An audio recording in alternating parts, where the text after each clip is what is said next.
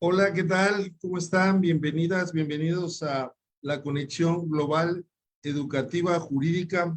Hoy tenemos una participación muy importante de un destacado jurista argentino, amigo y querido en la academia, no solamente por su capacidad intelectual, sino también su capacidad de demostrar la humanidad de su persona. Él es abogado, especialista de Derecho del Trabajo por la Universidad de Salamanca, es profesor titular de las cátedras A y C, Historia del Derecho en la Facultad de Derecho y Ciencias Sociales de la Universidad Católica de Córdoba, una universidad muy bonita. Acabamos de estar allá en el 7º Congreso Argentino de Justicia Constitucional. También es profesor ayudante de Historia del Derecho Argentino en la Facultad de Derecho de la Universidad Nacional de Córdoba. Es profesor adjunto de Derecho Político, Historia del Derecho y Logística y Argumentación Jurídica del Departamento de Ciencias Sociales, Jurídicas y Económicas de la Universidad Nacional de Chilecito. Doctor honoris causa por la Universidad Privada de Ica, Perú. Profesor honorario de la Universidad Privada de Ica, Perú. Director académico del destacado diplomado de internacional de argumentación constitucional de GATEX del capítulo occidente del Ilustre y Nacional Colegio de Abogados de México, doctor del posgrado y investigador de temas y problemas socioambientales, conferencista internacional y profesor invitado de diversas universidades de Latinoamérica y el Caribe, autor de numerosos artículos, capítulos referentes a temas jurídicos y ambientales. Me refiero al querido amigo y colega, el doctor Pablo Sánchez Latorre. Bienvenido, estimado profesor. ¿Cómo estamos? Muy bien, querido Alfonso, muy buenas tardes para todas, para todos. Muchas gracias por esta generosa invitación. En primer lugar, felicitar siempre la generosidad, pero también la enorme labor que realiza el profesor desde la Universidad de Chiapas, ¿no? Alfonso Jaime Lascano, quien ha demostrado un compromiso muy ejemplar en relación a la divulgación y a la enseñanza de los derechos humanos fundamentales, a las acciones y al proceso que rodean la protección de estos derechos y el sistema interamericano, y es que por esa denodada tarea, ese compromiso y esa coherencia ética con su producción científica y su calidad humana, es que desde Córdoba admiramos su trayectoria y tenemos un profundo respeto y sobre todo afecto por su calidad. Así que es por eso que me he propuesto asumir este pequeño compromiso con su persona, con su trayectoria, aunque seguramente me dé un poco de calor hablar ante él, ante muchos temas que seguramente él podría mejor que muchos de los que estamos invitados aquí. Así que, bueno, les agradecería si pueden encender sus cámaras y apagar su micrófono. La idea es tener una breve, no sé quién, Alfonso, escucho algunas interrupciones, tal vez se pueda apagar los micrófonos desde quien esté manejando el host. Ya apagamos los micrófonos, les pedimos a los que están en la sala que no prendan su micrófono, por favor. Si quieren hacer algún comentario, alguna pregunta, está habilitado el chat para ello. Y pues para iniciar, después de esa calorosa recíproca bienvenida, pues dejamos al doctor Pablo Sánchez Latorre que nos haga el honor de desarrollar el tema designado para hoy. Adelante, doctor. Bueno, muchas gracias. Gracias también por tu generosa presentación, querido Alfonso. La idea, en realidad, la propuesta temática es un disparador un tanto atrevido, ¿no? Un poco ambicioso, pero sí generar en el auditorio, que entendemos que la mayoría está compuesto por estudiantes que están transitando la formación del grado de la carrera de abogacía. Es por eso que nos pareció importante acercar algunas reflexiones que pueden resultar atractivas para repensar la Constitución, la democracia, la gestión judicial, que están siempre invitando a a reflexionar, ¿no? Justamente, a ser criticadas, a ser repensadas, y ver si estas instituciones, tal cual fueron pensadas en otros siglos muy distintos, a una realidad, digamos, histórica, social, económica, muy distinta al mundo y a las consecuencias que han generado en el planeta, aquellas decisiones o aquellos intereses que rodeaban ese constitucionalismo original. Me estoy refiriendo a la constitución, sobre todo americana, ¿no? que fue la gran fuente de muchas de las constituciones del sistema americano, digamos, del sur del continente, centro y sur del continente, lo que es hoy las Américas y el Caribe. Entonces, a partir de allí es que revisar esta idea de que ese constitucionalismo o la idea de constitución que está pensada en el siglo XVIII para resolver los problemas del siglo XVIII, que aquejaban a aquella sociedad del siglo XVIII, desde el punto de vista del poder, revisar a ver si pueden ser adaptadas, reinterpretadas, o acaso hay que reconfigurar todo el sistema en general, porque estamos atravesando otra realidad, otro mundo, otra sociedad, y aquellas normas, sobre todo las que configuran el sistema de poder, ¿no? Ya han resultado obsoletas o caducas para los desafíos o problemas que en muchos casos, como los problemas ambientales, ya no hay tiempo, conforme los datos que arrojan, no la política o la discursividad del mercado, sino los datos científicos. Hay unos datos que están conformados por más de 14.000 estudios que han revisado las últimas 52 décadas comparadas con respecto a la producción antrópica, es decir, la actividad humana y las consecuencias del planeta, y está arrojando que la tasa del calentamiento global, es decir, cuánto aumenta la temperatura por año, ¿no? se ha triplicado en la última década, con lo cual amenaza y pone en jaque la habitabilidad del planeta de los seres humanos. Imaginen que este problema de la habitabilidad de la humanidad en el planeta, o los delitos de cibercrimen, que son también muchos de ellos transnacionales, o las guerras donde usted con un misil de una jurisdicción ataca a otra a miles de kilómetros, ¿no? Hay una serie de condiciones tecnológicas, ¿no? Que evidentemente el constitucionalismo originario no la tenía, porque era impensado, ¿no? La realidad de la tecnología, ahora la inteligencia artificial, inclusive imaginen que la neurociencia ha avanzado a un punto que a una persona se le puede implantar un recuerdo o borrar un recuerdo, ¿no? Con lo cual, ese debate de esa realidad me parece que nada que ver tiene con la realidad del siglo XVIII y con el siglo XIX. Entonces, y otros problemas, ¿no? Que se han vuelto un clásico, ¿no? Que espero no naturalizar, la corrupción política, la falta de representatividad, la falta de mérito o la pérdida de la calidad institucional propia de las instituciones que fueron pensadas, más allá de que si normativamente se ajustan o no. Hay un gran problema, porque si usted mira el plan constitucional ideológicamente, que hace poco reflexionaba Gargarella en su última publicación, Roberto Gargarella, ¿no?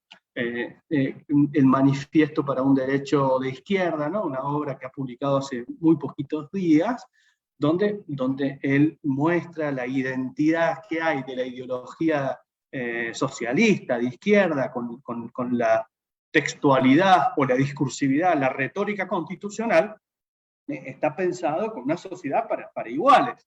Entonces, cuando usted mira, y otras ideas que son propias del sistema socialista en cuanto a la idea de progreso, ¿no? Entonces, si usted mira la realidad de los datos, por ejemplo, los últimos datos oficiales, ¿no? Del panorama social de América Latina, es que estamos en un 32% de pobreza. Eso quiere decir unos 201 millones de habitantes de América Latina y el Caribe son pobres y de los cuales 82 millones de personas están por debajo de la línea de pobreza, con todo lo que eso significa.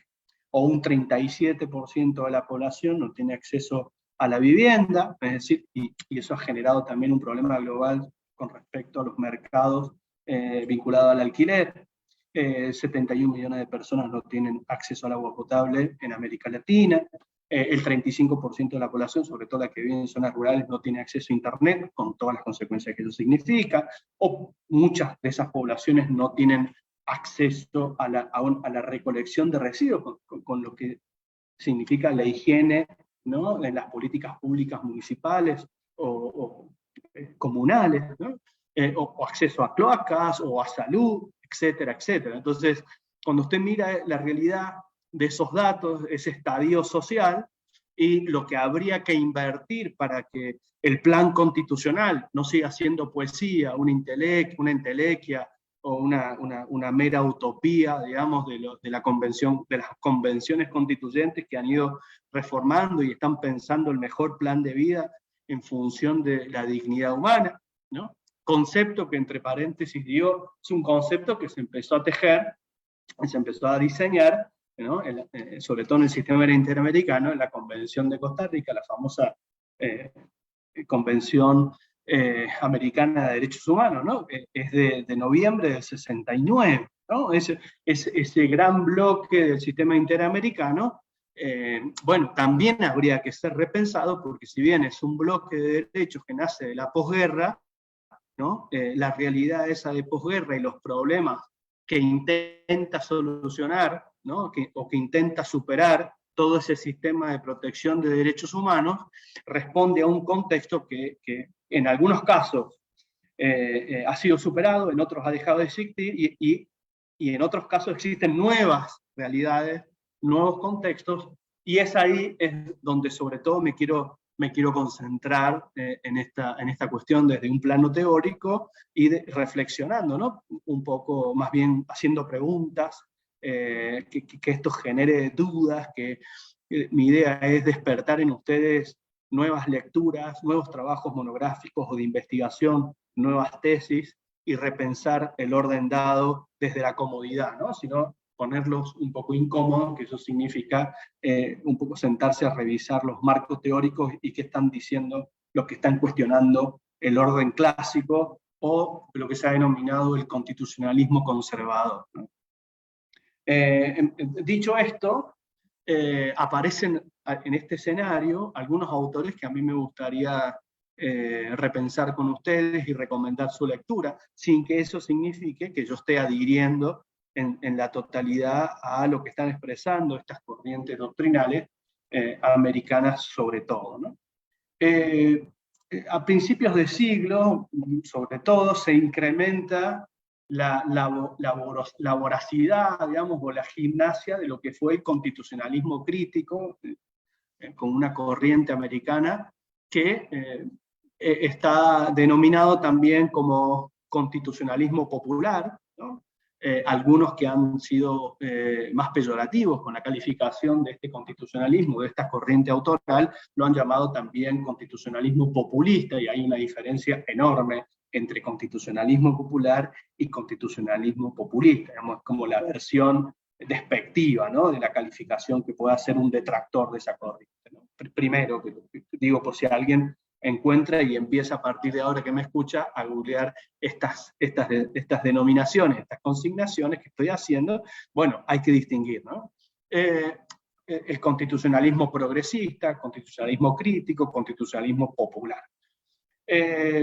Algunos autores que encabezan estas teorías, por ejemplo, está Tushnet, está Siegel, está Kramer, por ejemplo, y otros más, ¿no?, que encabezan la idea del constitucionalismo crítico o popular, con distintas variables, con distintas vertientes, pero básicamente todos lo que intentan cuestionar, no que intentan, sino que cuestionan, ponen en jaque, es justamente la hegemonía o el monopolio del control judicial de la Constitución o la interpretación de la Constitución, en manos de una élite judicial, ¿no? Este debate ha sido retomado, ¿no? Porque pareciera ser que estaba zanjado o que se agota en el famoso caso Marbury versus Madison, ¿no? En 1803, donde hay un debate, una tensión entre Marshall, que es el juez, y Jefferson, que es el jefe político, el presidente, sobre quién debe interpretar, quién es el último intérprete de la Constitución. Bueno, ahí, por supuesto, y hasta hoy ha sido hegemónico, de la supremacía de la interpretación judicial, ¿no?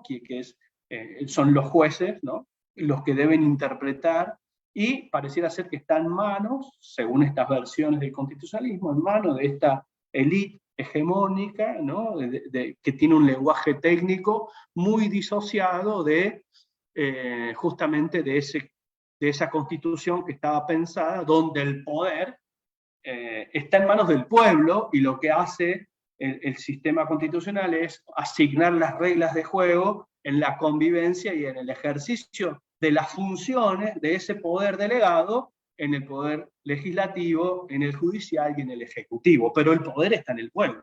Entonces, el ejercicio de la función judicial, que es un ejercicio de contramayoritario, como dice ya Jeremy Welton, también otro constitucionalista crítico, ¿no? que son un sector minoritario que no ha sido designado por los mecanismos populares, sino que tiene un mecanismo diferente al sistema democrático para decidir sobre la voluntad de la mayoría, que ha decidido votar a un representante en un congreso que ha sacado una ley, ¿no? Entonces, un juez, en el sistema de control constitucional difuso, un solo juez de cualquier instancia puede declarar inconstitucional cualquier norma del legislativo, por supuesto, con esos fundamentos, y sin ser elegido. Este es el planteo de fondo, ¿no? Sin haber sido elegido por los sistemas democráticos, se arroga la interpretación o la voz de la Constitución, ¿no? Derogando, para el caso particular, por supuesto, como son las reglas del control difuso, la Constitución. Y tiene una serie de argumentaciones que son cuestionadas por el constitucionalismo crítico o popular. No sé si podrán, por favor, apagar los micrófonos. Gracias. Entonces, esos son los debates, ¿no? Los debates pasan por quién es el intérprete de la Constitución y cuáles son los argumentos y qué beneficios traería uno u otro, ¿no? Entonces, toda esta corriente va cuestionando, ¿no? Esta élite judicial, por ejemplo, cuáles son las derivaciones que tienen en los ordenamientos que no son necesariamente americanos, ¿no? O sea, fuera de Estados Unidos, ¿no? Yo voy a poner el caso de Córdoba, ¿no? Córdoba, en su constitución local, ¿no? Que es un estado subnacional, o sea, una provincia, tiene una constitución que ponía a los jueces, ¿no? Un estándar de fundamentación, ¿no? O de argumentación en sus decisiones, que era el control de logicidad, que se llama, ¿no? O sea, la sentencia, como ustedes saben, desde el punto de vista procesal, puede contener tres tipos de errores, ¿no? Injudicando, improcedendo e incogitando. Los errores incogitando son los errores que pueden tener del razonamiento lógico. De ahí un control de logicidad, que es un estándar que no suele estar, ¿no? Parece obvio, pero no suele estar en el orden constitucional, ¿no? Y es una directriz que le impone al juez la fundamentación lógica, ¿no? De su decisión. No solamente una fundamentación conforme al orden legal, sino también la lógica. A partir del 2015, el Código Civil, ¿no? Ahora es Código Civil y Comercial, está unificado en Argentina. En un artículo 3, ¿no? Dice que los jueces deben fundamentar sus decisiones razonablemente. Entonces, acá la discusión que hubo es que si esa fundamentación razonable de la que refiere la razonabilidad de la decisión judicial, en ese artículo que no es del orden constitucional, sino que es de una ley común, como es un Código Civil y Comercial, es mayor o menor a la fundamentación lógica que establece el orden subnacional constitucional. Bueno, ahí las tensiones, digamos, en realidad es un estándar mayor que supone el control de logicidad, pero eso no responde a qué se refiere cuando una decisión debe ser razonablemente fundada. Bueno, en esa, a mí me parece que el legislador está ingresando, permitiendo algunas miradas o reparando en que hay un constitucionalismo diferente porque le impone al juez una carga argumental conforme un lenguaje claro, sencillo, es decir, que aquella noción de constitución, del constitucionalismo crítico, constitucionalismo también podemos decirlo, democrático, progresista, popular, la Constitución básicamente es un instrumento, para esta corriente, cuando le preguntan qué es la Constitución, dicen, mire, la Constitución al menos debería ser un instrumento no solamente para los abogados y los jueces o los juristas, algo que pertenece a una minoría de élite, sino todo lo contrario, el pueblo debe apropiarse de su propio instrumento porque es la Carta de la Convivencia, entonces requiere mayor compromiso de conocimiento de la ciudadanía de esas normas, sobre todo de cómo los movimientos sociales salen a poner el cuerpo, digamos, en los espacios públicos.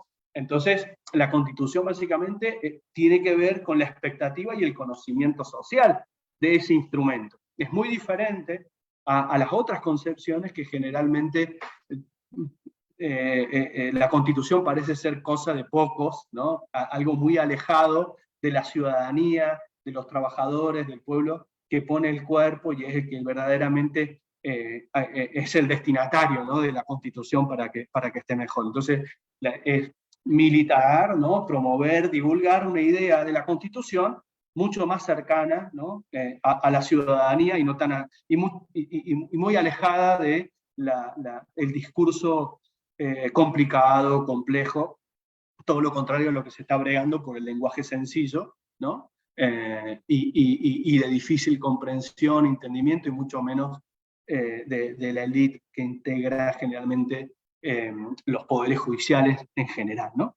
Entonces, esa fundamentación razonable no solamente es un mandato de escribir o argumentar de manera clara, sencilla para la ciudadanía, porque en definitiva la decisión judicial termina siendo un acto político, público para la ciudadanía y no para una idea de paper académico, sino justamente para que las partes puedan resolver su conflicto, que sea justicia y que sea con efecto disuasivo, pero sobre todo que sea entendible, ¿no?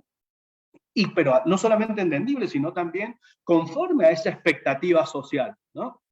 Entonces hay muchos análisis vinculados a cuáles son las relaciones de estas decisiones con la Constitución, la expectativa social, los datos, ¿no? La ideología de los jueces. Hay mucho trabajo por hacer en estas cuestiones, porque imaginen ustedes que hay cortes o tribunales superiores que resuelven a veces los famosos casos difíciles, ¿no?, donde hay cuestiones, cláusulas o la inteligencia de las constituciones, o temas realmente dilemáticos para la sociedad, que tienen 300, 400, 200 fojas o páginas esas decisiones, y que, bueno, ni siquiera en el ámbito académico, ni el mejor investigador termina de leer o de entender, y son un mar de citas, donde esas citas ni siquiera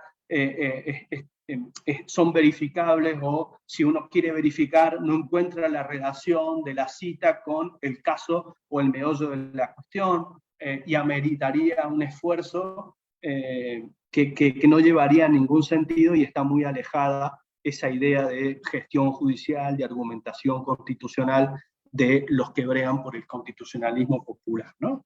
Entonces, acá hay un trabajo para repensar, ¿no?, si se va a seguir manteniendo o no, o qué resultados, qué beneficio ha traído que el último intérprete de la Constitución sea el Poder Judicial, ¿no? Esta es la primera cuestión que yo quiero introducir sin establecer una opinión personal o tomar postura, simplemente digo cuáles son los debates, cuál es la puesta en crisis. Y no solamente aparecen estos cuestionamientos que parten de una idea de democracia muy diferente, ¿no? O de un ejercicio de conceptualización de los principios o de la idea de constitución a la idea clásica. Cuando me refiero a la idea clásica, me estoy refiriendo a que si usted hace una pequeña indagación histórica, usted va a ver que la Constitución, si suponemos que la mayoría tienen la misma estructura, ¿no? un preámbulo, una parte dogmática y una parte orgánica, usted va a ver que la parte dogmática se fue incrementando a medida que los contextos socioeconómicos fueron bregando por ampliar esos derechos individuales, sociales y colectivos que justamente coinciden con la famosa clasificación de Bobbio de los derechos de primera generación, segunda generación, o sea, a la medida que los estados van reconociendo esos derechos, no es que los va creando, sino que los va reconociendo, y coincide con ese constitucionalismo clásico, básicamente reconocer luego de la Revolución Francesa los derechos individuales, constitucionalismo de primera generación, originario, para poder saltar la idea monárquica del antiguo régimen a una idea republicana, ¿no? Y que eso implique otras prácticas de poder, ¿no? Y mayor igualdad, aunque no sea plena, pero bueno, era mucho mejor, pareciera ser, que el régimen monárquico, ¿no? Entonces, el derecho a la propiedad, el debido proceso, la libertad, la igualdad, etcétera, la idea de república, ¿no? Con todos sus mandatos, con todas sus ideas, y que todavía se están reinterpretando y se están rediscutiendo, sobre todo hoy, periodicidad de los mandatos, ¿no? Entonces, estamos todavía como cuestionando, revisando, y si es republicano o no, la periodicidad o no, si renueva, si el mandato popular dice que siga, ¿no? Indefinidamente. Bueno, eso es lo que hay que respetar por la soberanía popular. Entonces, bueno, hay debates que están vigentes, entonces, ¿no? Pero no me quiero referir a eso, sino a los que están amenazando algo que parecíamos tener claridad y que se había ganado, que era el concepto de la protección de la dignidad humana, ¿no? O sea, cuando usted repasa el sistema interamericano y tiene que hacer una especie de abstracción sin que las cartas constitucionales establezcan un orden de prelación de derechos, usted lee y claramente ve que el bien superior a proteger es la dignidad humana, ¿no? Entonces, a partir de ahí hay un montón de razonamientos, como el interés superior del niño, etcétera, etcétera. Hay un núcleo duro de derechos, de bienes, de principios, que pareciera ser que ya no son negociables, que están en un núcleo duro que es propio del principio que rodea los derechos humanos, que es la no regresión, es decir, ni un paso atrás con lo que se ha avanzado. Pero claro, hoy si tendríamos que hablar, si usted lee autores que están mirando un poco más allá de la soberanía popular o del Estado nacional, ejemplo muy influyente que seguro ustedes pueden llegar a conocer, o que los invito a leer, porque es un autor muy relevante y en los últimos 50 años de lectura obligada y muy influyente en América Latina, que es Luigi Ferrajoli. El año pasado él publicó una obra de una idea que venía trabajando ya hace unos años, que es la idea de una constitución global, un constitucionalismo global, o la idea de una carta magna global para resolver problemas globales que afectan justamente la posibilidad del desarrollo o la habitabilidad o la condición de existencia de esa dignidad humana o de la vida humana. Entonces, entre esos problemas está justamente el calentamiento global, que, como mencionaba hace unos minutos, es uno de los grandes temas. Incluso algunos discursos políticos lo están negando porque en la aplicación del desarrollo industrial iría en detrimento del crecimiento económico rápido, por lo menos con ese modelo económico, ¿no? Entonces, hay algunos problemas que afectan más allá de la frontera, ¿no? Que afectan a la humanidad y que no tienen una resolución o no tienen una respuesta normativa integral, global, sino que sigue esta idea de la soberanía nacional, y ahí, en ese egoísmo estadual o nacional, generan que pongan en jaque justamente la habitabilidad o la persistencia, ¿no?, de la humanidad en el planeta. Por ejemplo, una de las cosas que propone Ferrajoli es, por ejemplo, prohibir la guerra, ¿no?, armar un Estado federativo global, ampliar, por ejemplo, el sistema de justicia con la Corte Penal Internacional, ampliarla justamente para poder controlar esa idea. Usted me va a decir, bueno, pero esa idea es un poco utópica, tener una justicia global, tener una constitución global, tener un sistema parlamentario global. Bueno, lo que está diciendo Ferrajoli, bueno, pero ¿usted qué propone? Como diciendo, mire, si esto va a depender del mercado y de los políticos, evidentemente las condiciones de habitabilidad y lo que le vamos a dejar a las generaciones futuras, que son sujetos constitucionales, ¿no?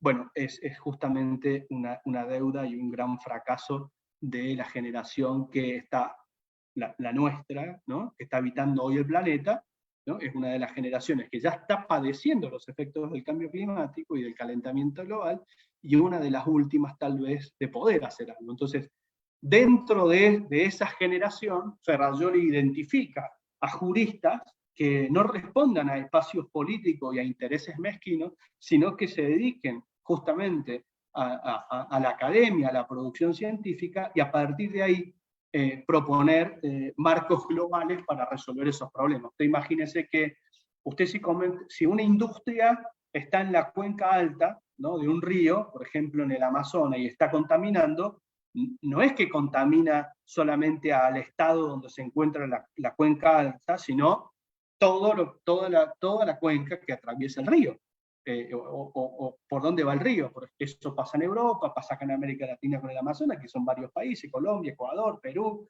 Brasil, ¿no? Entonces, eso es un problema que no está resuelto, ¿no? Los efectos globales del cambio climático, por ejemplo, el tráfico ilegal de personas, migraciones, guerra, los delitos el cibercrimen, los ciberataques, ¿no?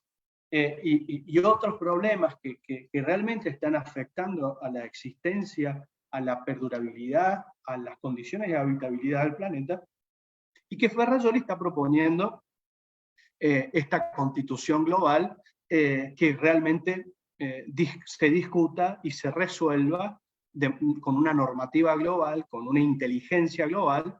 Por supuesto que va a haber resistencia de países, no sé, por ejemplo, con otras culturas jurídicas, con otra idea religiosa del mundo, pero bueno, habrá que hacer un poco más de esfuerzo en esas comunidades que van a resistir esta idea de Ferrajoli, pero que son necesarias poner sobre el tapete y denunciar y empezar a ver cuáles son las consecuencias. Si usted mira, por ejemplo, qué puede hacer desde su humilde espacio un ciudadano, un consumidor, ¿no?, un consumidor medio. Bueno, y acá hay que empezar a discutir cuáles son los bienes colectivos que debiera proteger ese constitucionalismo más popular, más ambiental, o más global, o necesariamente global en lo inmediato para asegurar la habitabilidad del planeta. Miren lo que le digo, la habitabilidad del planeta, porque ya no le digo que la condición de vida sea digna, que tenga usted acceso a cloacas, a agua potable, a una vivienda, sino que le diga que usted pueda vivir en el planeta, pueda respirar. No sé si se entiende, ¿no? O sea, hay un montón de efectos, no voy a mencionar ahora para no abrumar, están todos publicados, usted los puede buscar, que son bien de la ingeniería ambiental, datos que vienen de otras disciplinas que no jurídicas, ¿no?, de la química, de la física, ¿no?, que están arrojando y están denunciando, digamos, realmente que está en jaque, ¿no?, la habitabilidad del planeta, las condiciones de vida, y está claro, usted ve que este verano en Irán se registraron una temperatura máxima de 67 grados, en China se registró una temperatura de 52 grados, con lo cual eso exige al menos como condición tener un aire acondicionado mínimo. Y tener un aire acondicionado significa también contaminar, producir, más costo, la vida social, y eso también contamina, entonces generar energías para poder vivir, pero también cómo detener. Detener el sistema industrial va a significar dejar de muchas personas sin trabajo, entonces ver cuáles son las transiciones económicas, y ahí se incorporan algunos debates que son constitucionales, pero están plagados de una idea ética y moral muy fuerte. Por ejemplo, hay los países que se llaman los países de inversión a la baja. El sudeste asiático está plagado de regiones o países de inversión a la baja. ¿Qué significa? Bueno, mire, usted si compra una prenda del grupo Inditex, por ejemplo, le voy a decir, Zara, y usted ve en la etiqueta que dice Made in Vietnam, usted dice, bueno, está a un precio, lo compra por e-commerce o una tienda donde lo compre de manera física directa, y va a haber una etiqueta que dice Made in Vietnam y nada más. Bueno, y usted cree que ese producto, porque está a buen precio, porque está de moda, porque etcétera, es inocente, es inocuo. Bueno, veamos qué pasa en Vietnam. A ver cuáles son las condiciones humanas, ambientales, económicas de producción de ese bien. ¿Cuáles son? Bueno, perfecto. Mire, en esa industria textil tienen niños trabajando, ¿no? Los hombres ganan más que las mujeres, no tienen sistema de protección, obra social, la textil no tiene licencia ambiental, por lo tanto todos sus desechos están arrojando al río, porque si exigen el cumplimiento de todas las normas sociales, ambientales, de seguro, que protegen la dignidad de los trabajadores o de la niñez, etcétera, como lo tiene el sistema interamericano, bueno, entonces los costos serían otros, los costos que usted tendría que pagar. Entonces, las industrias se instalan allí porque los costos sociales de protección son bajos y así tienen mayor rentabilidad. Entonces, usted dice, pero ¿cómo? ¿Yo estoy comprando y estoy financiando con mi dinero ese tipo de inversión? Sí. Bueno, a eso se ha llamado y se ha incorporado y están muchos constitucionalistas que están trabajando el tema ambiental, economía, y ver cómo equilibrar justamente los desequilibrios que han generado estos países que tienen un estándar menor de tutela social y ambiental. Bueno, usted puede controlar exigiendo realmente un derecho al consumo responsable, con una información veraz, pero con toda la información. Es decir, mire, si usted va y ve que dice, este producto, acá trabajan niños, acá no tiene licencia ambiental, bueno, y no lo compre. Ya, si usted va a financiar un sistema y le están advirtiendo que se han violado derechos humanos para producir eso y usted lo compra igual, bueno, evidentemente entre todos estamos colaborando para que esa empresa exista. Ahora, si nadie compra, esa empresa no va a existir. Es una regla básica, ¿no? Lo mismo pasó en la discusión cuando las papeleras estaban utilizando, ¿no?, cloro para clarificar el papel, porque estamos todos en la cultura, sobre todo la cultura judicial, cuando se usaba papel, estamos todos acostumbrados a usar el papel blanco, y si usamos un papel de otro color, que viene de un proceso amigable con el medio ambiente, no lo consumimos porque estéticamente no está de acuerdo a esa cultura, ¿no? Entonces, si usted deja de consumir papel blanco, la papelera va a dejar de usar cloro, porque el poder lo tienen realmente los consumidores. Entonces, a esta idea es sumar a la Constitución una tutela, una protección al mercado transparente. Ese mercado transparente es que el consumidor pueda tener, ¿no?, una información, también una educación, para que sepa a qué comercio, a qué mercado está contribuyendo cuando compra un producto, ¿no? Yo compraba hasta hace poco una yerba que yo sabía que estaba producida, trabajada por una cooperativa, ¿no? Acá tomamos mate en Argentina, es muy habitual, es de consumo permanente, en la mayoría de la población lo toma, con distintas variantes, pero en definitiva se consume esa infusión. donde sabía que estaba administrada por una cooperativa, perdón, una empresa recuperada por trabajadores, y a mí me parecía importante comprar esa yerba, primero porque me gustaba y segundo porque contribuía éticamente a ese mercado. O, por ejemplo, sabía también que estaba comprando un producto que venía de comunidades indígenas, ¿no? Pero la etiqueta no lo decía, ¿no? Había que escarbar, ¿no? En lo profundo para ver uno a qué está contribuyendo. O, por ejemplo, los productos, ¿no? De la economía circular. Acá con tapitas de gaseosa en la Municipalidad de Córdoba, con el COIS, se están haciendo con las tapitas de gaseosa, que antes era basura y hoy es un material, los marcos de los lentes para niños, niñas que no pueden acceder a un marco porque sufren alguna dolencia o una afección en la vista, ¿no? Entonces ahí tiene un triple impacto virtuoso, dejando de contaminar, incorporando la economía circular, protegiendo y favoreciendo a vulnerables, etcétera, etcétera, etcétera.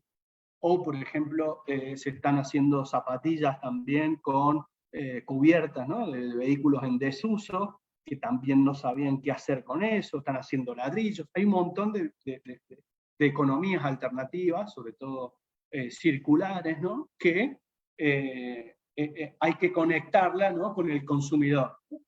Entonces, esa idea llevada a la Constitución, en una convención constituyente, tener un mercado transparente y que el consumidor éticamente pueda decidir qué mercado quiere contribuir y qué no, realmente sería muy diferente el mundo, porque claro, hay una cultura hegemónica de modas, marcas, consumos, cuerpos, etcétera, que tiene que ver con el mundo que estamos viviendo, pero que realmente no va a ser posible. Y en eso también ha surgido un poco la variable tecnológica y la hegemonía de las pantallas y las consecuencias que está generando en el cerebro humano y en la convivencia y en el sistema educativo, etcétera. Nada bueno en general, digo, si se abusa del recurso, no digo prohibir ni mucho menos, pero hay consecuencias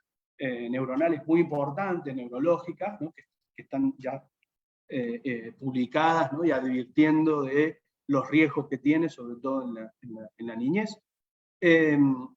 La basura digital, ¿no? Es otro tema que por ahí me interesaba y tal vez sea objeto de alguna discusión pronto y a nivel constitucional.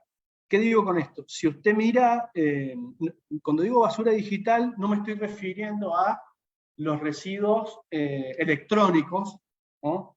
Que son la impresora, los cargadores, las baterías. No me refiero a eso, que hay mucho trabajo al respecto de eso, sino otra que está subyacente y ha surgido unos pequeños papers y que realmente no se difunden, que es la basura digital y las consecuencias que genera en el ambiente, ¿no? Hay grandes basurales, ¿no? Digitales y estudios de cómo impactan en el ambiente el exceso de comunicación. Por ejemplo, cuánta huella de carbono está dejando un mensaje de WhatsApp inútil, una imagen, un video, YouTube, Instagram, las historias, etc. Eso necesita de una masa de energía, ¿no? Que está contaminando el ambiente, porque necesita energía usted para eso. Entonces, hay un informe yo después les voy a dejar mi mail, les voy a pasar un artículo que publiqué hace un tiempo, sobre una agencia británica que había estado estudiando este tema, y bueno, hay casi 700.000 historias por minuto se comparten en Instagram en el mundo occidental, sin contar China, ¿no? O sea, 700.000 historias, ¿no? Se suben, no sé si alrededor de 60.000 horas de YouTube por minuto, y eso requiere de una energía, de un espacio, ¿no? que uno no puede visualizar como puede visualizar las grandes islas de plástico que existen en el mar, por ejemplo, y ve la mortandad de peces y las consecuencias o las externalidades negativas que generan los basurales a cielo abierto, o las bolsas o los plásticos en el mar, etcétera, porque lo puede ver, lo puede medir, ¿no? Los lixiviados en los enterramientos, etcétera, por malos hábitos de la ciudadanía que no ha podido aplicar, ¿no?, su alta conciencia o su amor por el ambiente, compatibilizarlo con su práctica, ¿no?, con su decisión. No hay separación en origen, ¿no? No hay compost, etcétera, etcétera. Hay una serie de prácticas individuales que están alejadas de la conciencia ambiental. Entonces, ahí hay que mejorar un tema de comportamiento y ver qué tipo de incentivo a través de políticas públicas para realmente modificar, ¿no? Y en eso, digo, lo de la basura digital me parece que es un tema que también está para debatir, para indagar, para profundizar, porque no habría cómo controlar y sancionar, si habría que trabajar sobre los hábitos, sobre la conciencia, sobre la educación, y todos estamos siempre girando sobre lo mismo, ¿no? La educación judicial para el manejo de la Constitución, la educación de la ciudadanía, la educación ambiental, es como siempre el tema, ¿no?, la educación. Y en esto no está ajeno, digamos, para poder revertir el gran daño, el abuso que hacemos con la tecnología, el consumo y la energía que se necesita para poder mantener inútilmente, ¿no?, los usos de Internet, los mails que se mandan y nadie lee, los WhatsApp, los grandes archivos de fotos y de imágenes. Bueno, eso está generando contaminación y no hay, o por lo menos la empatía de la tutela ambiental y el daño está muy alejado de lo que el cerebro puede captar, ¿no? Usted puede tener empatía con las personas que mueren de hambre en África, puede imaginarlo eso, pero pareciera ser que cuando hablamos de el impacto ambiental con basura digital, porque no lo vemos, no lo percibimos de manera tan sencilla, bueno, es un poco más difícil y más complicado desde el punto de vista de la empatía, y por lo tanto los comportamientos, los hábitos, cuesta revertir. Y por otro lado está, hablando de la idea ambiental, el mercado transparente, la basura digital, y los costos ambientales y pensar otro planeta, pensando también, ¿no?, cuáles son las sanciones, porque si usted mira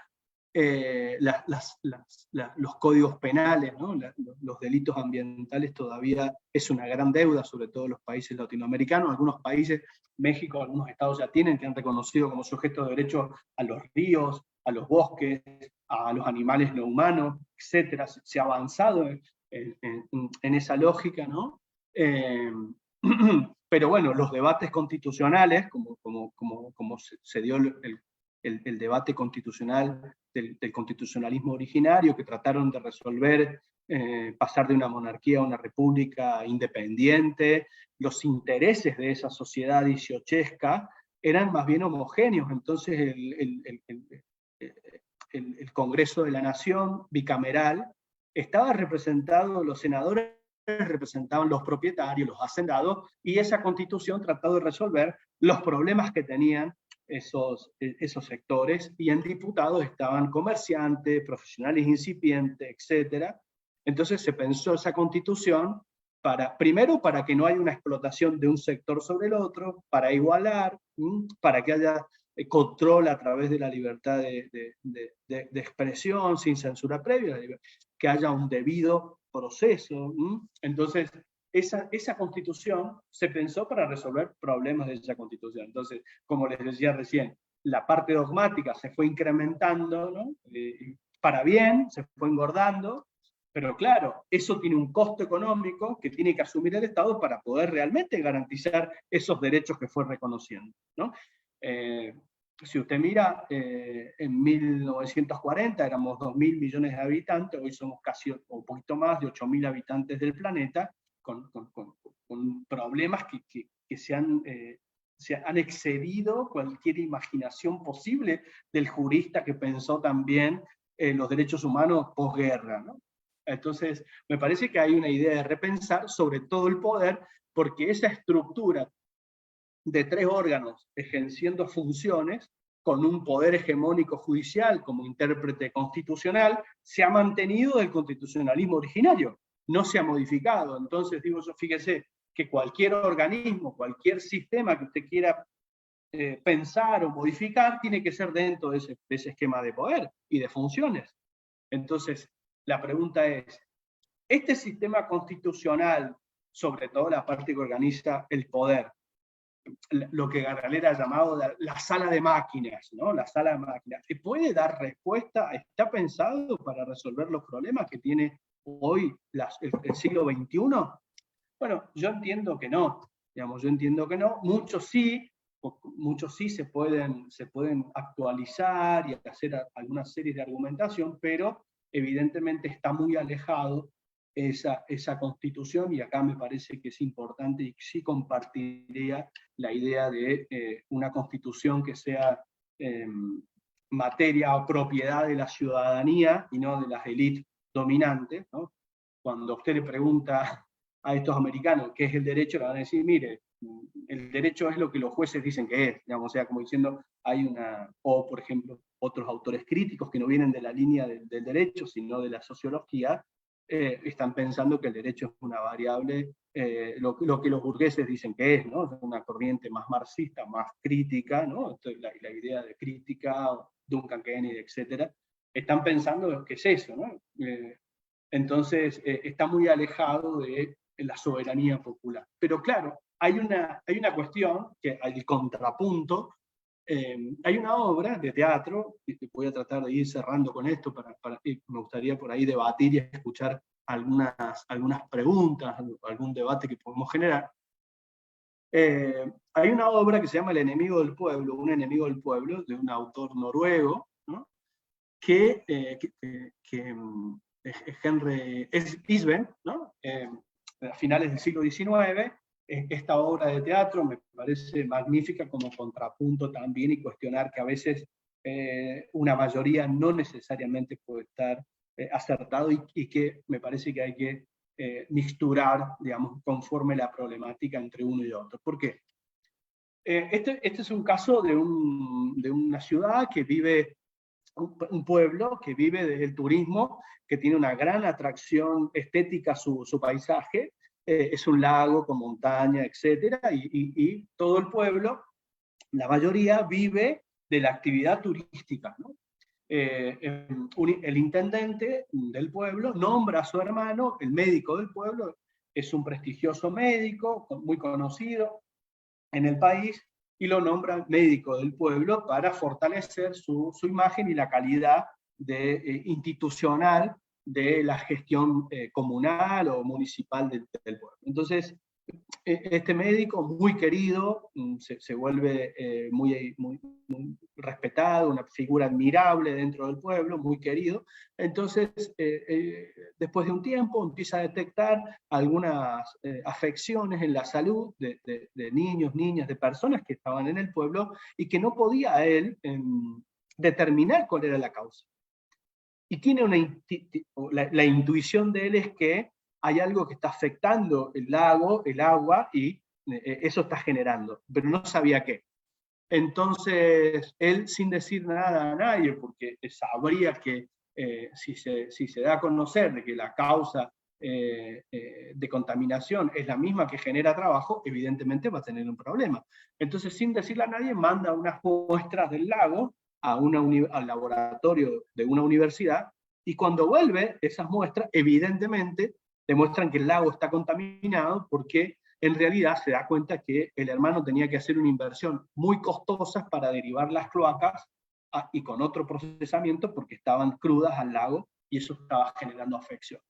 Entonces, bueno, decide éticamente, por el mandato médico, compartir y decir que tienen que clausurar, que no pueden habilitar más ese lago hasta tanto no se sane la cuestión.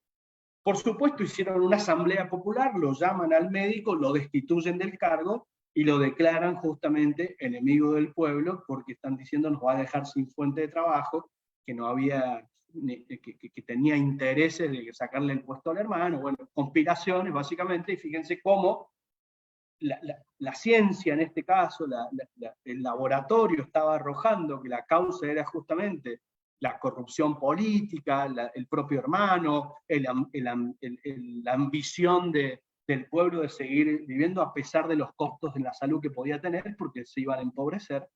Y bueno, entonces si usted somete una decisión así a la mayoría, bueno, el mundo va a colapsar en la salud, porque evidentemente la ciencia está arrojando que era minoritaria en esa época. Entonces, no siempre, digamos, la voluntad, la decisión de la mayoría, y es por eso que autores como Edgar Varela están hablando de un constitucionalismo mediado, por eso tiene una obra que se llama El derecho como una conversación entre iguales, que si bien puede ocurrir esto, pero él insiste en cuáles son los métodos deliberativos que existe para que esa ciudadanía tenga la inteligencia de decidir de la mejor manera, ¿no? Conforme eso. No es que haya una minoría y una mayoría y que la democracia termine siendo una imposición de las mayorías sin respeto a las minorías y divorciados de la ciencia, ¿no?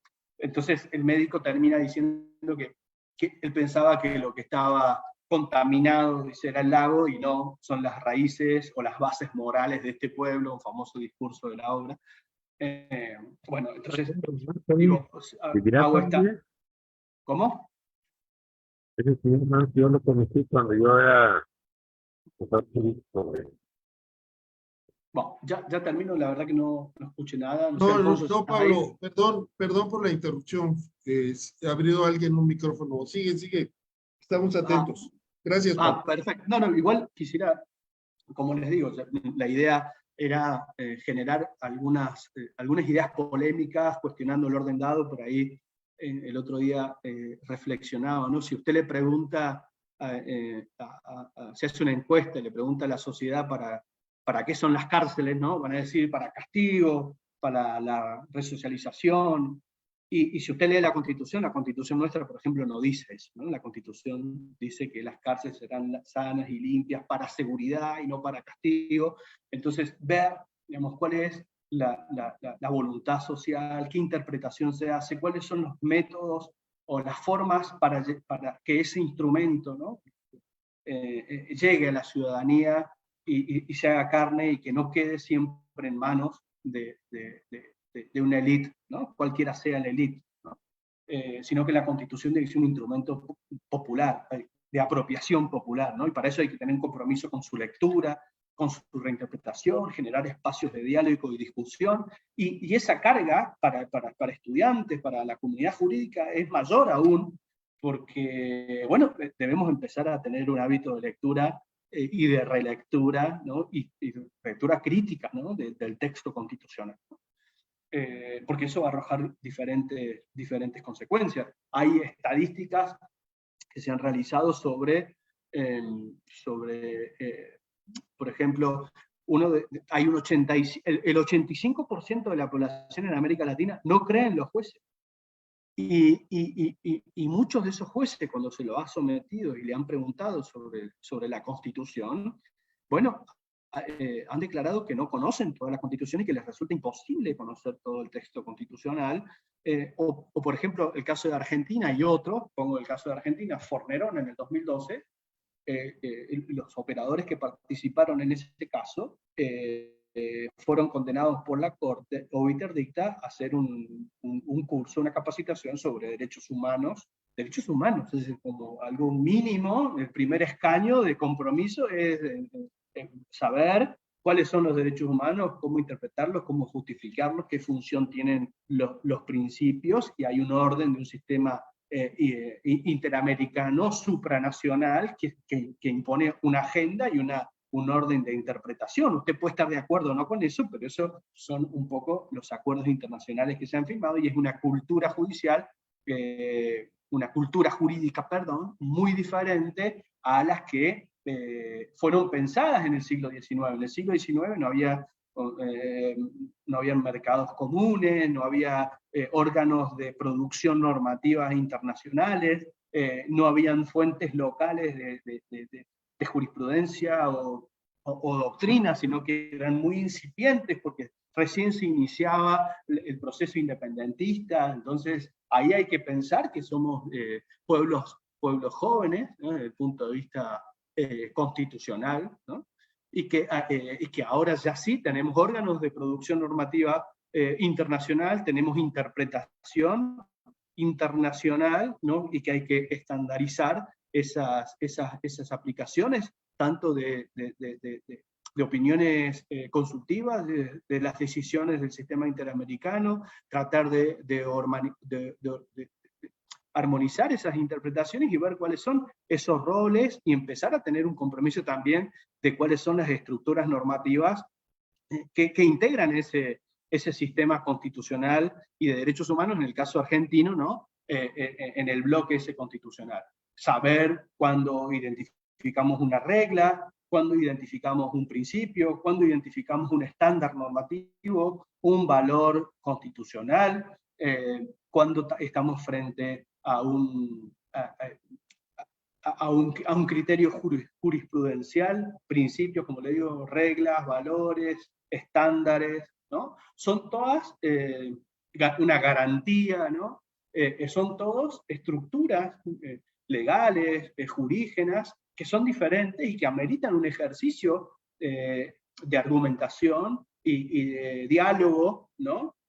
De diálogo entre jueces con la doctrina, con las distintas fuentes, ¿no? Entre los mismos jueces, ¿no? Tanto en forma horizontal como vertical, ¿no? Con las distintas fuentes normativas y con la cultura también. Entonces, hay una distancia enorme, digamos, en aquellos juristas que se han formado distinguiendo el rol y las funciones de estas estructuras, no importa el fuero o en la materia del derecho que usted se vaya a desempeñar, pero sí tiene que marcar mínimamente estas funciones, ¿no? Normativas que me parece que hay una deuda importante de los órganos decisores en distinguir estos roles, ¿no? Digo, cuando usted está frente a un principio y ve que se ha impuesto de alguna manera la conceptualización de Alexis, entre otros, ¿no? Como un mandato de optimización. Bueno, ¿optimización de qué? Bueno, de la Constitución. ¿Y qué dice la Constitución? Y bueno, la Constitución dice que debe usted decidir de la mejor manera posible, ¿no? Para que su decisión sea justa, ¿no? Entonces, por ejemplo, no sé, en algún caso usted tendrá que otorgar una vivienda digna, y si hay un diabético, a lo mejor esa vivienda digna evidentemente debe estar compuesta por una heladera para conservar la insulina. Entonces, la condición de dignidad en ese caso va a ser muy diferente, y la arquitectura de ese principio va a ser diferente que en otros casos, y eso no necesariamente va a implicar que sea usted desigual, porque las circunstancias son materialmente diferentes. Entonces, digo, identificar y formarse en argumentación constitucional en el sistema interamericano, conocer la jurisprudencia de la Corte Interamericana, que tanto brega el profesor Alfonso y nos ha instalado esta práctica de necesariamente. Hoy es muy difícil encontrar un juez de cualquier instancia que frente a un caso difícil, ¿no? No te digo el cobro de un pagaré, pero un caso de un desalojo, por ejemplo, donde hayan menores, que es típico, haya niñez, que no haya invocación de pautas convencionales, ¿no? Ahí tiene un control convencional muy fuerte, donde hay que distinguir entre principios, entre reglas, entre valores, ¿no? Y la argumentación allí va a ser muy diferente, y eso alguien lo va a tener que pagar, ese va a ser el Estado, y ahí es donde viene toda esta idea de que sí es posible equilibrar, ¿no? Las grandes desigualdades que nuestro continente, dicho sea de paso, es uno de los más, es el más desigual del planeta, porque el 10% de la población produce el 70% de la riqueza. Entonces hay un gran desequilibrio, y eso genera una serie de inconvenientes. Por supuesto que esto no es culpa no estoy echando la culpa al texto constitucional, no es mi tema.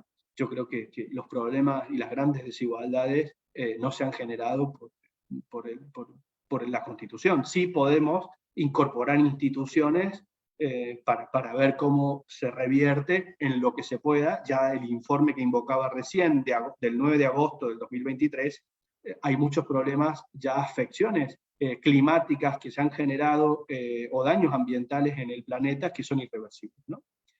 Así se los digo, entonces estamos en una situación de emergencia y no hay eco en el debate constitucional.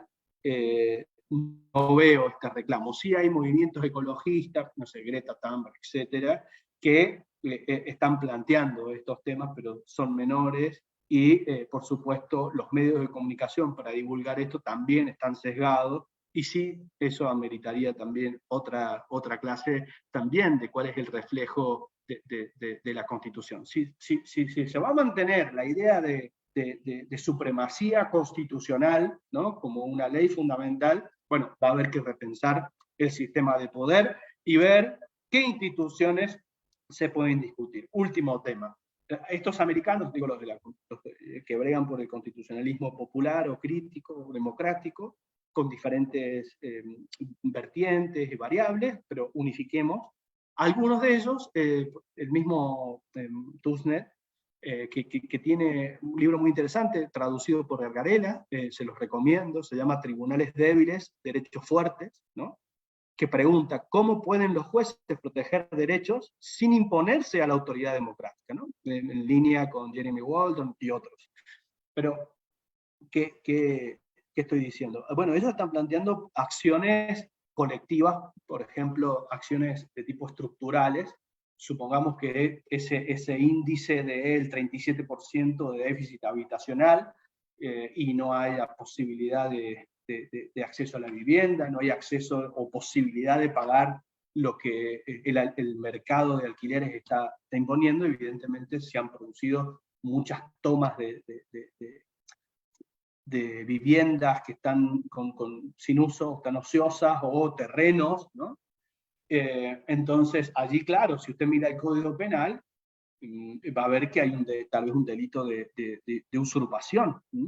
Pero claro, si usted tiene un crecimiento poblacional y ese delito fue pensado hace 100 años, ¿no?, evidentemente está el derecho también de la vivienda. Entonces, en esa tensión están pensando tipo de acciones colectivas para decirle, acción directa, ¿no?, para decirle al Poder Judicial, absténgase de desalojarme o de imponerme un delito, porque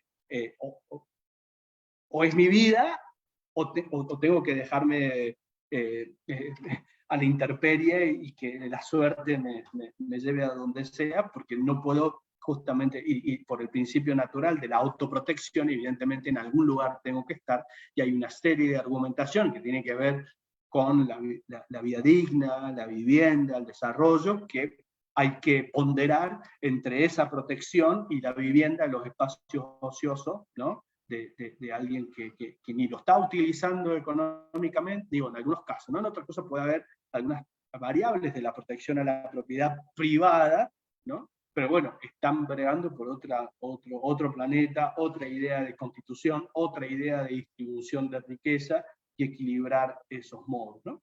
Bueno, yo con esto voy a cerrar. Quisiera generar algún debate. He cumplido con el tiempo que me había propuesto. Espero haberlos confundido lo suficiente para que puedan ustedes ir o despertar algún interés. Espero alguna pregunta, querido Alfonso, no sé si habrá algo.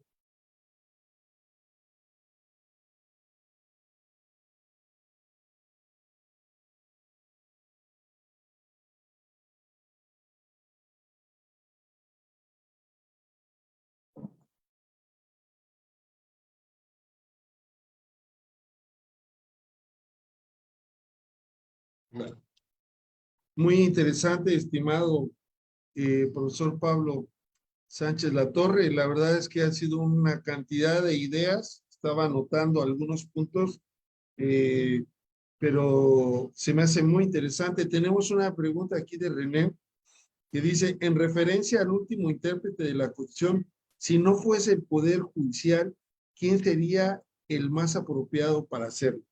Esa es una pregunta. Otro tema, te las voy a decir, las reflexiones ya para que hagas la última parte de la exposición, si te parece bien. ¿Sí?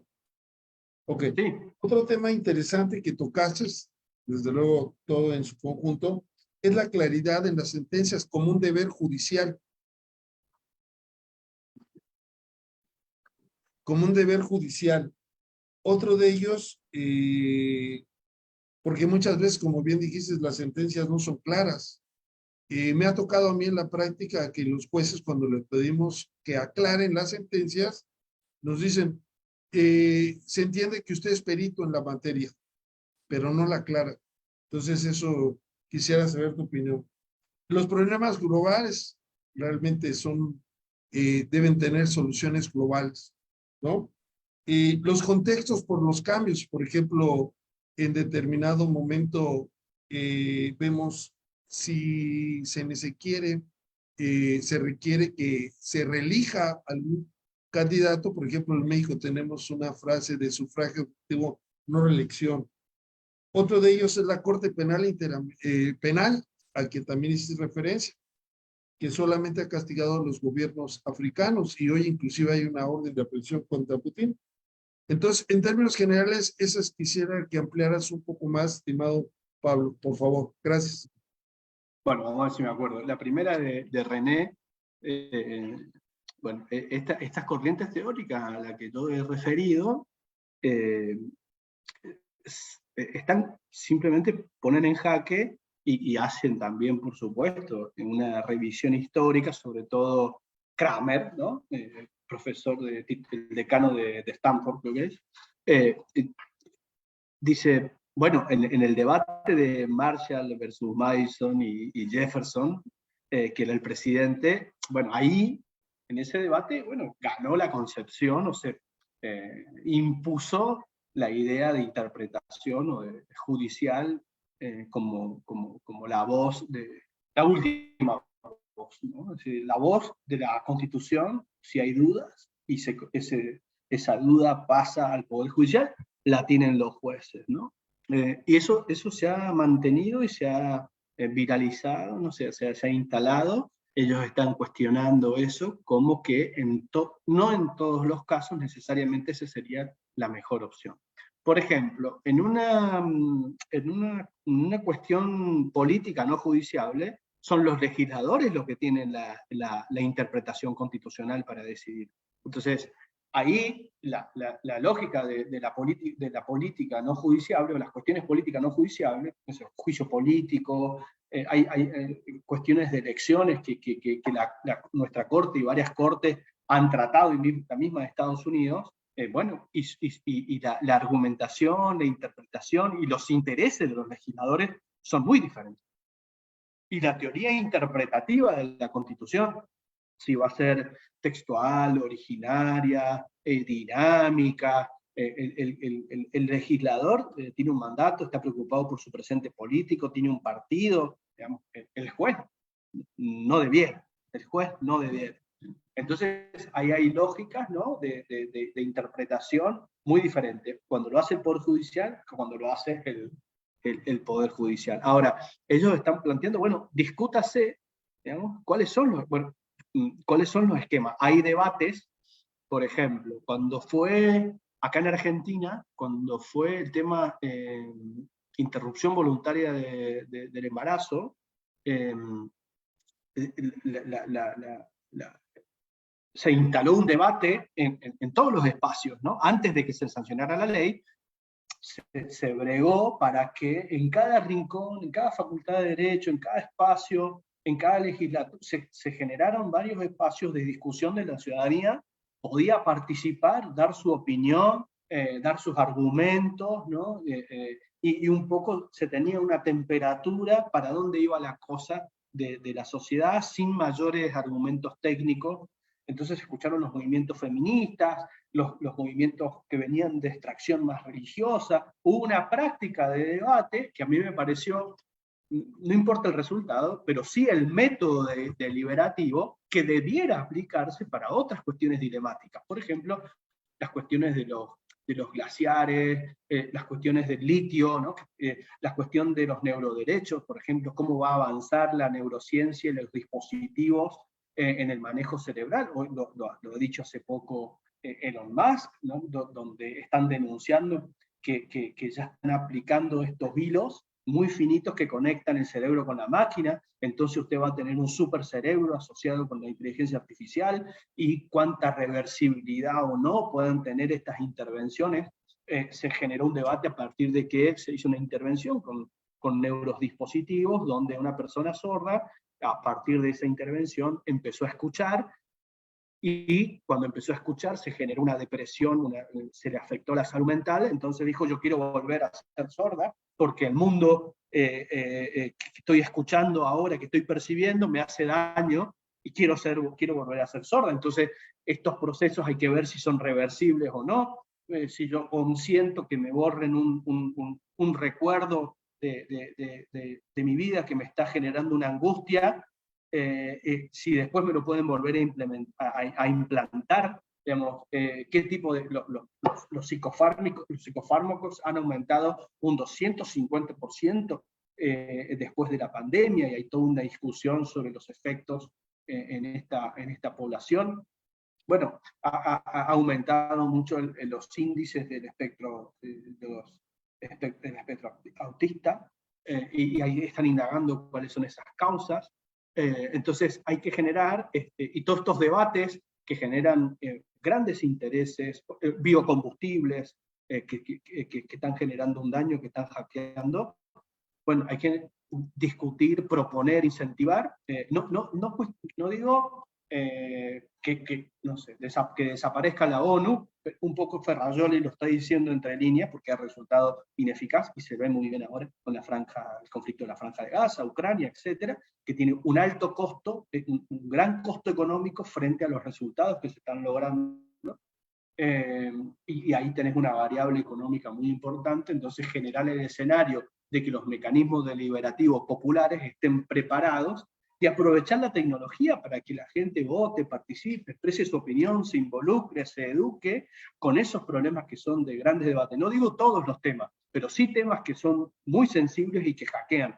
Salud, seguridad. Esto, por ejemplo, escuchaba la cuestión de la lucha contra el narcotráfico, ¿no? Los cibercrímenes. Son debates que hay que instalar en la sociedad, instalarlo en la agenda de las facultades, de las aulas, los colegios, y generar esos debates, darse la instancia, participar, expresar la opinión, por supuesto formándose, exigiendo educación, para que esas voces se contemplen a la hora de tomar una decisión, y así los órganos decisores puedan tomar decisiones en función de esa expectativa, de esa opinión social, porque claro, un decisor que ha llegado al poder, ya sea un juez, alguien que integra la política a gran escala, y no le llega a la opinión de la sociedad, porque no se involucra, porque tiene una apatía producto de corrupción, etc. Tiene una apatía, en definitiva. Bueno, va a ser muy difícil tener una sociedad mejor si no nos involucramos, si no participamos, si no opinamos, y por supuesto que haya un mecanismo para que esa voz sea escuchada, sea respetada y tenga un vehículo, así como ya existen las instancias de las audiencias públicas ambientales como instancia previa obligatoria para decisiones ambientales. Un poco eso. La segunda, no sé si respondí, querido Alfonso, la otra vinculada al lenguaje, me pareció muy interesante, Alfonso, eso. Claro, hay, por ejemplo, la idea de sentencia, ¿no? La idea de decisión judicial. Si nosotros seguimos cultivando, alimentando estas ideas de sentencias eruditas, ¿no? Bueno, tal vez que para algunos casos sean necesarias o sean justificadas, ¿no? Como diciendo, bueno, para este caso puede ser. No era necesario tanta erudición, pero para lo habitual, ¿no? Podemos encontrar, ¿no?, una serie de prácticas judiciales en la argumentación y en el uso del lenguaje.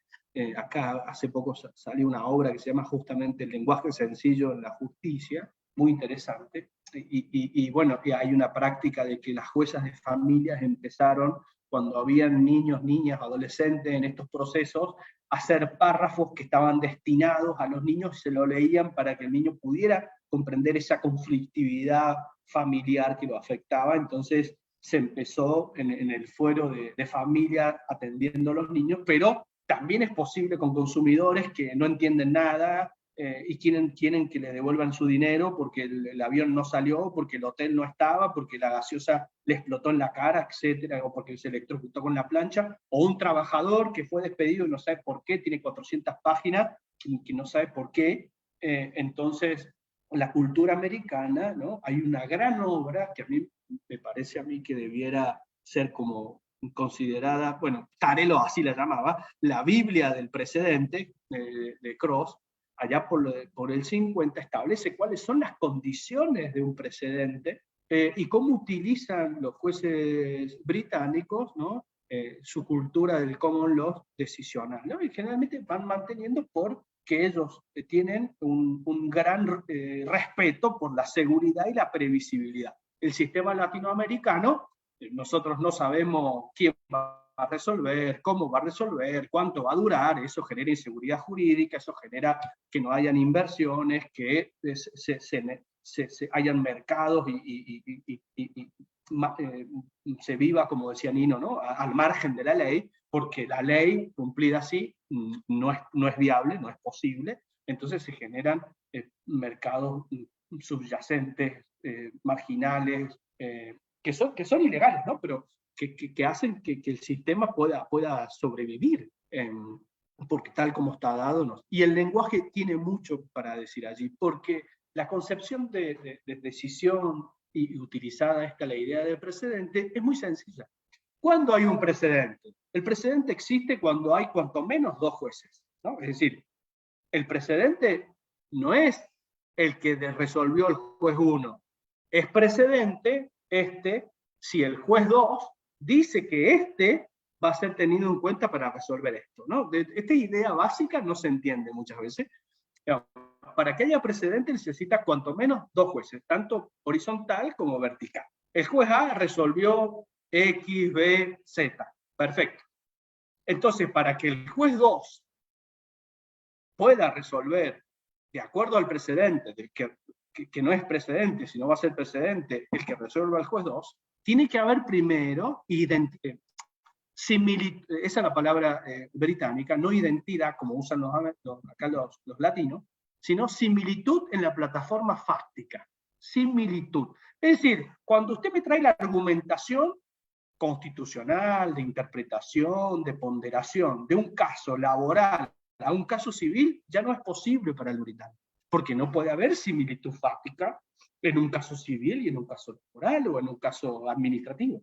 Usted se me va a traer un precedente, la condición es la similitud fáctica. Bueno, un accidente de tránsito. Bueno, el juez 1 resolvió que el que circulaba por la derecha, etcétera, etcétera, y usted tiene que resolver un accidente de tránsito, ahí sí activa la argumentación para él. Perfecto. Ahora, el juez A que resolvió con su criterio, suponete que antes no había resuelto nadie en un caso de esas características, sino que estamos iniciando la cadena de precedentes, el juez B lo que tiene que traer del juez A, que ya resolvió y que su caso es similar en la plataforma fáctica, es la ratio decidendi. ¿Y qué es la ratio decidendi? Es el principio, la regla, el valor o el estándar por el cual resolvió como resolvió. Es decir, la ratio decidendi. Y eso no tiene más de un párrafo. Usted resolvió de esta manera, ¿sí? Y no de otra por estas razones, ¿no? La ratio decidendi. Todos los demás, la doctrina, lo que dijo el autor B, lo que dijeron hace 50 años, todo eso es la charla decorativa, decía Tarufo. La charla decorativa. Eso no es precedente, eso es charla decorativa, maquillaje, poesía judicial, ¿no? Pero no sirve porque eso desorienta al ciudadano. Puede orientar y contribuir a otros jueces, a investigadores, a la operatividad judicial para mejorar la institución. Bueno, pero eso dígalo en una base de datos que queda para dentro del sistema y no para la ciudadanía. Primer punto. Entonces, la ratio decidendi. Ese es el precedente y vamos a ver que muchos jueces, en vez de traer a su decisión la ratio decidendi, traen la charla decorativa como argumentación. Y ahí tenemos ya no solamente que traen un lenguaje inaccesible o inasible, digamos, difícil de comprender o de que sea ágil para la sociedad de la lectura, para la sociedad, sino también que no corresponde técnicamente en un sistema decisional. Entonces, y por supuesto que si usted tiene una sentencia de 300, 200 páginas y tiene en esas 200 jurisprudencias citadas más doctrina, ¿y quién se va a poner a verificar si esa doctrina, esa jurisprudencia, hay similitud fáctica? ¿Cuál es la ratio decidendi? ¿Cuántos lo van a hacer? ¿El que hace la tesis doctoral? ¿El tribunal que lee la tesis doctoral? Y nadie más. Usted, Alfonso, que seguramente es jurado de tesis doctoral, sabe lo que estoy hablando. Pero para la calidad de la institución, para la decisión, para la agilidad, para la previsión, para la expectativa social de la ciudadanía, lejos está de eso.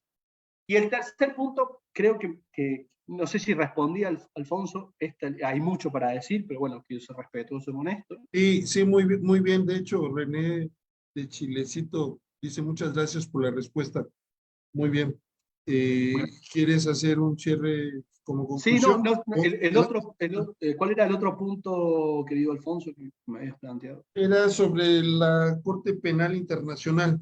Sí, bueno, esa idea está planteada en la obra de Ferrajoli, cuando le preguntan cómo va a ser posible atender, o quién va a ser el encargado de sancionar los infractores de este sistema de cláusulas constitucionales globales, de esta constitución global o para la tierra, como está pensando Ferrajoli, y él propone, por supuesto, una justicia global, y entre la más importante del sistema es el sistema punitivo, ¿no? Donde ve que la Corte Internacional Penal hay que ampliarla, donde tienen que representarse los estados para unificar y tener una fuerte vinculación con las justicias esas locales para justamente llegar. Es una propuesta que está ahí en Ferrajoli. Yo en esto no estoy diciendo ni que estoy de acuerdo, ni que está bien, estoy reproduciendo cuál es el pensamiento de el maestro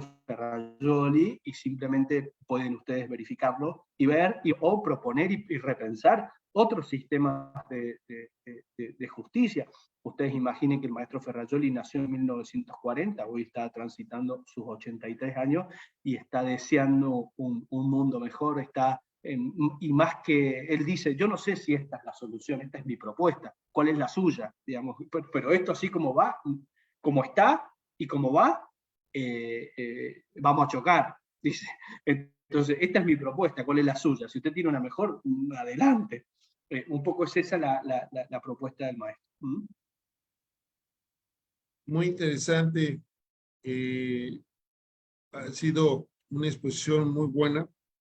Un tema también que después de escucharte y la reflexión es qué tanto estos órganos que se han creado como respuesta de la evolución y la barbarie humana, ¿no? Han sido o son eficaces y qué tanto responden a intereses ajenos.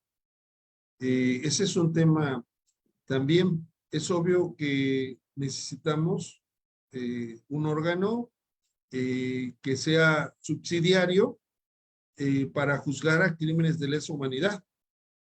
Sí, pero es lo que Rayón le dicen, no vamos a poder mejorar esto si los órganos de poder que se creen en el constitucionalismo, se diseñan en el constitucionalismo global, no tienen más poder que el poder, dice. Claro. Si no tienen más poder que los narcotraficantes, que los que trafican también con personas o con armas nucleares, que tienen el poder de destruir el planeta con un enter, etc.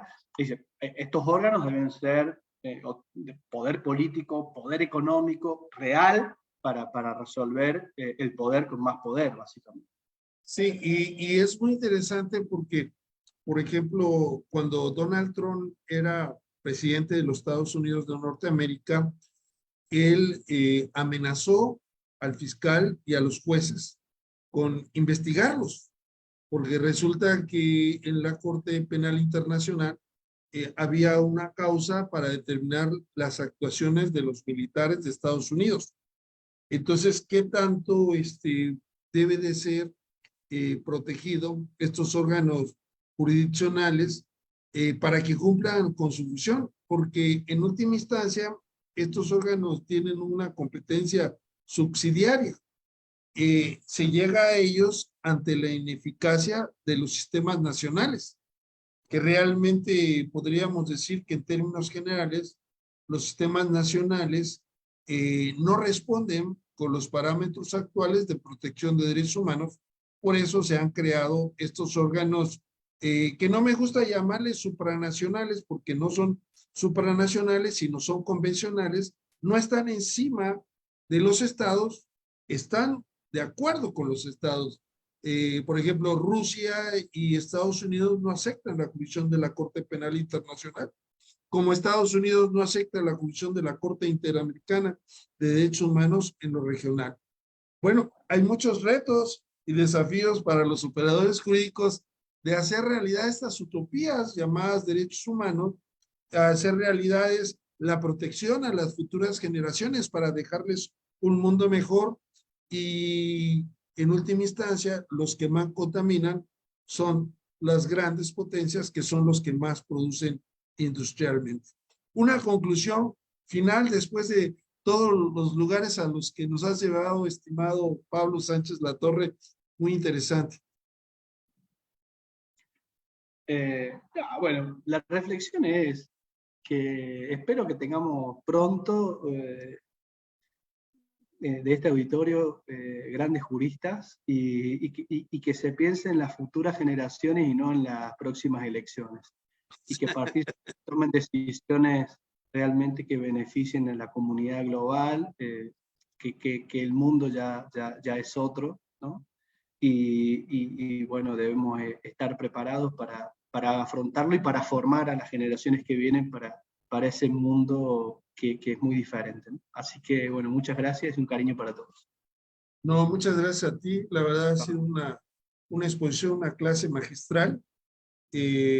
Nos quedamos con ello. Invitamos a que nos sigan en este tipo de actividades, que realmente la única finalidad es transmitir de cualquier modalidad el conocimiento.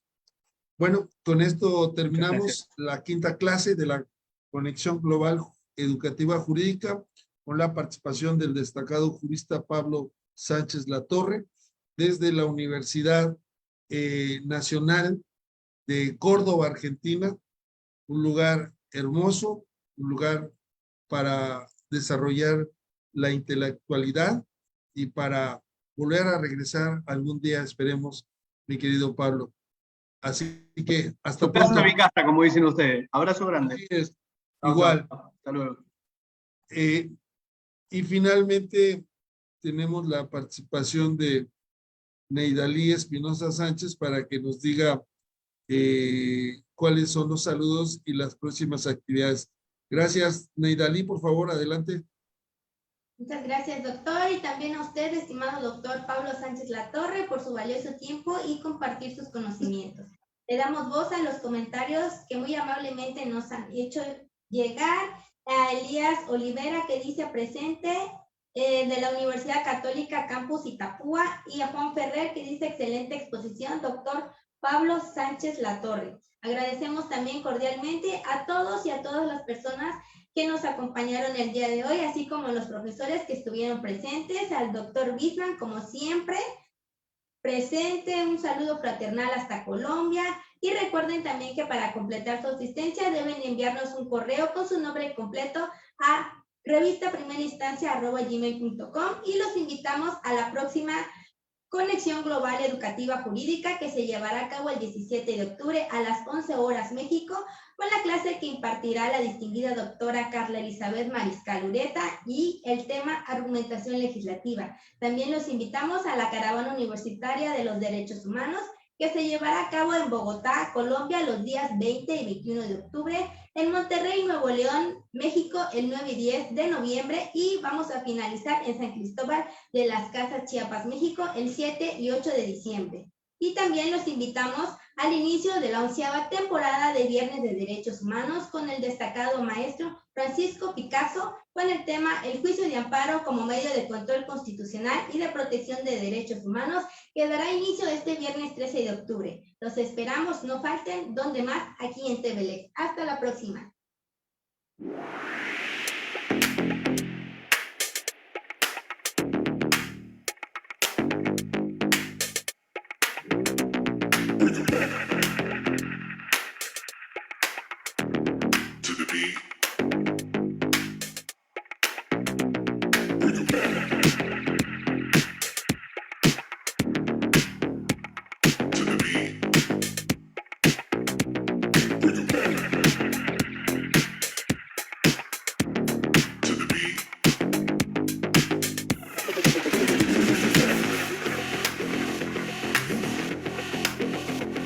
Take it back.